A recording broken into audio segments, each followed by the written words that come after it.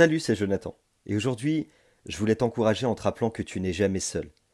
Avoir un ministère pour encourager les autres ne veut pas dire ne pas avoir besoin d'être encouragé. En toute transparence, tu sais, à moi aussi ça m'arrive, et je crois que ça arrive à tout le monde. Tu te lèves un matin, et une journée commence, et tu sais pas pourquoi, il y a comme un sentiment de solitude, et c'est comme si ce que tu vivais, il y avait vraiment personne pour le comprendre. Ce sentiment-là, parfois il te traverse, parfois il s'installe un peu, mais il faut faire attention parce que sinon il a de plus en plus de mal à te quitter. La Bible dit dans le psaume chapitre 27 verset 10, même si mon père et ma mère m'abandonnent, le Seigneur me recevra. Un matin, alors que je m'étais levé, et je sais pas pour quelle raison, ce jour-là, c'était pas un bon jour pour moi. Tu sais, ce genre de jour où t'as l'impression que rien va, t'es très énervé, et puis moi j'étais aussi un peu fatigué ce jour-là, je dois avouer, et je me suis un peu mis en colère. Et oui, ça arrive à tout le monde.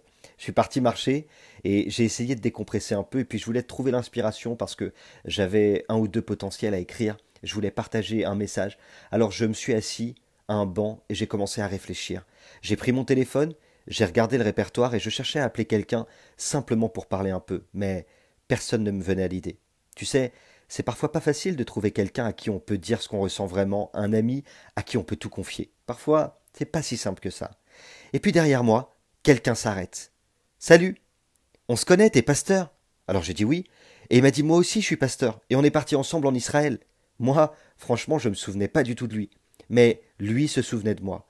Il s'est assis à côté de moi, on a discuté, on a prié ensemble. Et avant de partir, il m'a dit, tu sais, ce matin, je devais me rendre à un endroit, et comme j'avais pas mon passe sanitaire, eh ben j'ai pas pu rentrer. Alors j'ai décidé de marcher un peu. Et puis je me suis retrouvé là. Lui, il s'est retrouvé là, comme ça, peut-être par hasard, mais on sait très bien, toi et moi, qu'avec Dieu, il n'y a pas d'hasard. C'est Dieu qui l'a conduit jusqu'à moi, parce que j'en avais besoin. Ce jour-là, pour moi, Dieu a pourvu à un Gabriel. En 4 mois, c'était la première fois que je l'ai vu là. J'étais passé plusieurs fois, souvent je vais à cet endroit pour réfléchir, pour méditer. Je l'ai jamais vu. Et ce jour-là, il était là. J'en avais besoin. Je ne sais pas qui Dieu va choisir pour toi, mais au moment où tu en auras le plus besoin, Dieu suscitera quelqu'un pour te montrer que tu n'es jamais seul. Allez, je te donne quelques petits conseils.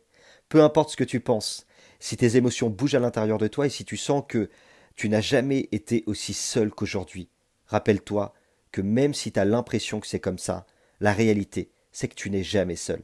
Parfois tu vas chercher une solution, tu es persuadé que c'est la bonne, mais Dieu va t'en trouver une autre pour te montrer que tu n'es jamais seul. Rien n'est simple pour personne, et je crois qu'aucun chemin n'est facile. Mais je suis convaincu que celui qui s'en remet à Dieu est sous son entière responsabilité. C'est pourquoi Dieu s'en occupe. Il s'occupe de toi. Tu n'es jamais seul. J'aimerais te dire pour terminer que on ne sait pas vraiment comment une journée va commencer. Et parfois, elle commence mal.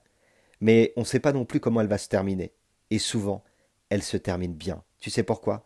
Parce que peu importe ce que tu ressens aujourd'hui, rappelle-toi toujours que tu n'es jamais seul. Dieu marche à tes côtés. N'oublie pas, il a mis son potentiel en toi.